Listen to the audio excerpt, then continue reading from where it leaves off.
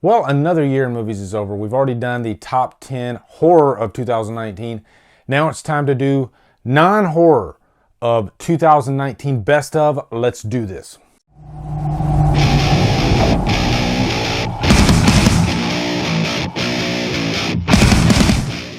What is up, guys? It's the end of the year. You know what that means. We got to do our top 10s. I've already done top 10 best and worst horror. Now I'm doing the best and worst non-horror, doing the best right now. Most anticipated of 2020, that's coming soon. Best of the decade, worst of the decade. So many top 10s to do for you guys. But you guys love these types of videos, and you know what? I love them too. They're really fun to make.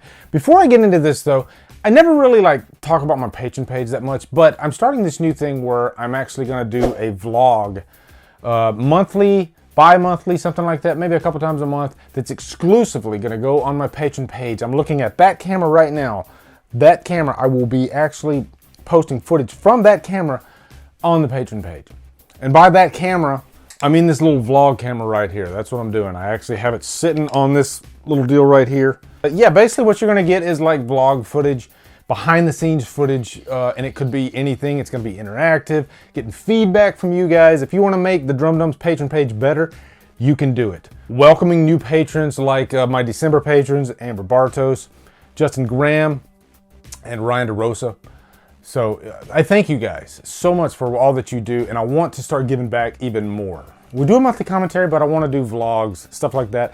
Exclusive content that only you can get at my Patreon page. But enough about that. Now let's jump into the top 10. And keep in mind, I'm excluding any horror movies from this top 10. So after I get done with this, if you want to go look at my Letterboxd account, you can see my ranking for the entire year of 2010. You can see where those horror movies rank.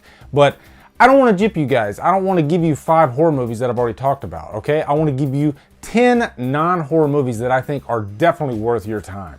But anyway, number 10 is going to be the movie Booksmart. This movie really surprised me. I kind of look at it as like the female Superbad.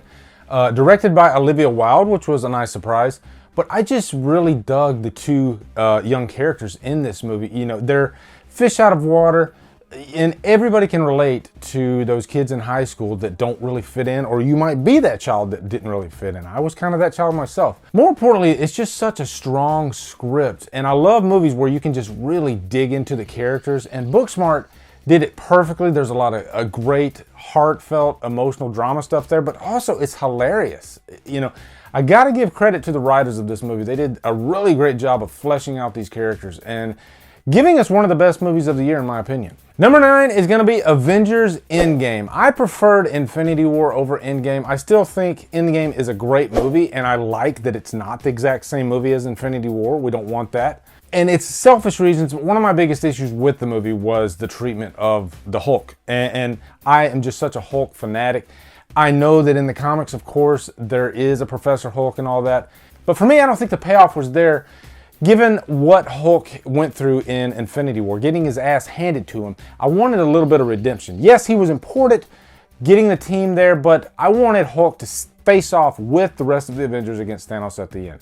But other than that, I mean, that showdown at the end is one of the best action scenes of the year. Goosebumps Central when Cap catches the Thor's hammer. I lost my mind. It was one of the best scenes of the year, actually. So Avengers Endgame definitely belongs on this list. Number 8, big surprise this year was Ford versus Ferrari with Christian Bale, Matt Damon. Christian Bale always excels in the acting department. He is one of the greatest actors we got working today. And he steals the show in this movie. It reminded me of like the work that he did in The Fighter, how he really felt like a Bostonian. This movie, he's this English guy, but you forget that it's Christian Bale, and I think that's what's so important. He lives the characters that he plays, and you see them as that character, and a lot of actors just can't do that. As a matter of fact, I know Matt Damon really wanted to do this role because Christian Bale did the role. You know, he is that looked up to as an actor. And this is one of those stories that you can't help but root for certain characters in it. And Christian Bale is, of course, that character. And Matt Damon. You know, Matt Damon was great in this role as well. As this really confident, yet super likable character, which Matt Damon always does a great job playing likable characters. But Ford vs. Ferrari really surprised the hell out of me. Enjoyed that movie quite a bit. Number 7, Once Upon a Time in Hollywood. You can never go wrong with Quentin Tarantino. As far as characters go, this may be his strongest movie. Just in Brad Pitt alone, Cliff Booth is probably my favorite character of the year. Every time he's on screen, I'm just completely with him. I don't want to watch anybody else. I just really loved what Brad Pitt brought to the table in this movie.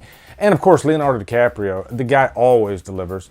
It's crazy when you're outshined by Brad Pitt, though, you know, when you're Leonardo DiCaprio. But, you know, I think it's just, too, that character is just so likable, Cliff Booth, over DiCaprio's character. But then also, the last act of this movie is probably the best last act of the year. You know, the big showdown between the Manson family when they get to Cliff Booth's house, and I don't want to spoil anything, but I will just say, one of the most violent scenes of the year, one of the most surprising scenes of the year, and I could not help but fist bump and cheer. I'm speechless. Just what a freaking scene, and you'll know what I'm talking about if you've seen it. Now, number 6 is a music biopic, Lords of Chaos. This is a movie that a lot of you might not have heard of, but it definitely makes my list. It's unlike any other biopic I've ever seen. You know, if you want to compare it to like the Queen biopic or the Elton John biopic, this is not that at all. This is about one of the most dangerous bands in metal history, Mayhem. And they were one of the first black metal bands.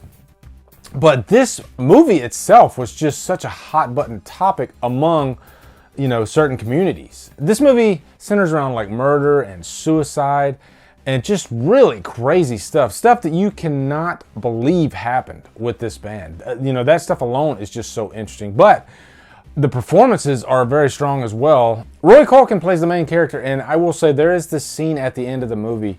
This is not a horror movie, but it is one of the most unsettling and, dare I say, frightening scenes I've seen this year, and definitely memorable.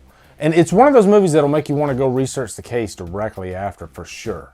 So can't recommend Lords of Chaos enough. Number 5, another surprise for me, Aleta. Now, Robert Rodriguez directed this. For me, he is hit and miss, but damn was he a hit in this movie. And just for creating such a great, strong character, who happens to be a female character. To me, characters are characters.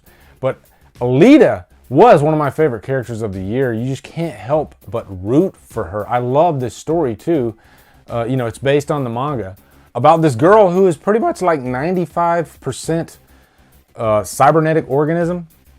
And she happens to be one of the most heartfelt characters I've seen this year. And this came out like a couple months before Captain Marvel. And I thought this movie was hands down 10 times better than Captain Marvel. But also I'm a big sucker for like cyberpunk movies. And this one really fit that mold perfectly. And you know, I always talk crap about CGI, but man, when it's done right, it's done really right. And this movie looks just phenomenal.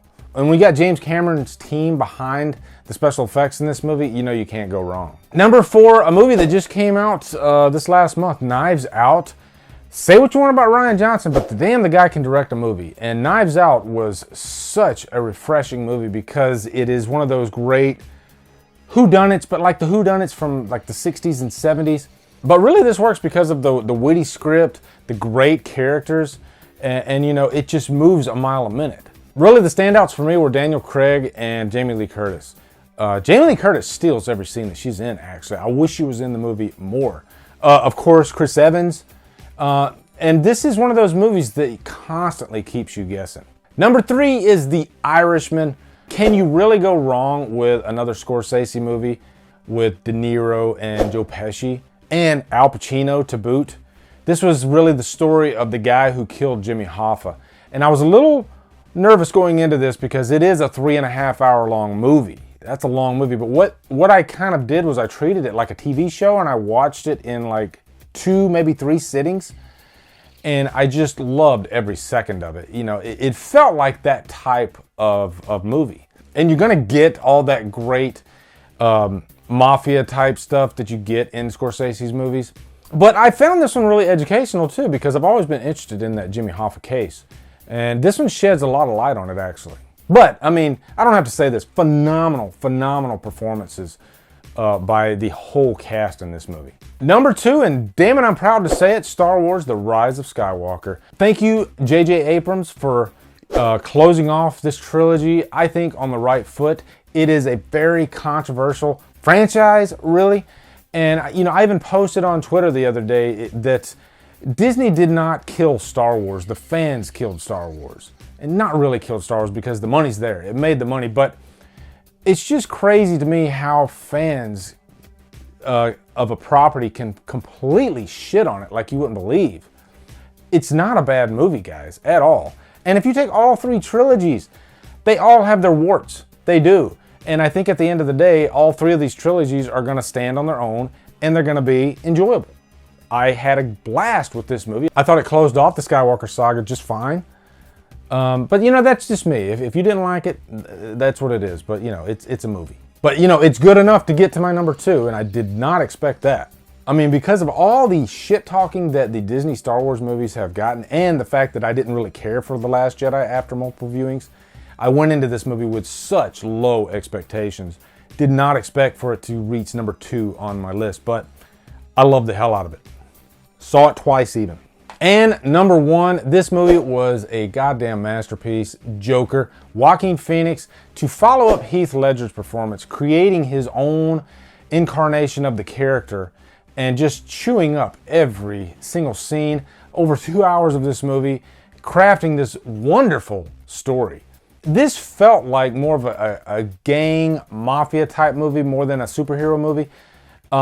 Really just a comic book movie, because there aren't really any superhero good guys in this movie. This is about the Joker, how he became the Joker.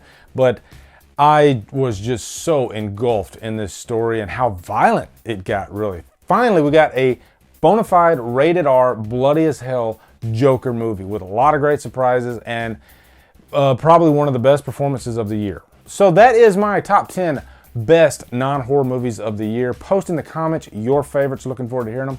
Also, come over to Kill Flicks, where we talk horror all day and every day, and on Fridays we do free for all Fridays. Look for the worst of list coming after this one, followed by most anticipated horror and non-horror. A lot of top 10s. Anyway, guys, thank you so much for watching. Have a great day, and Drumdum out.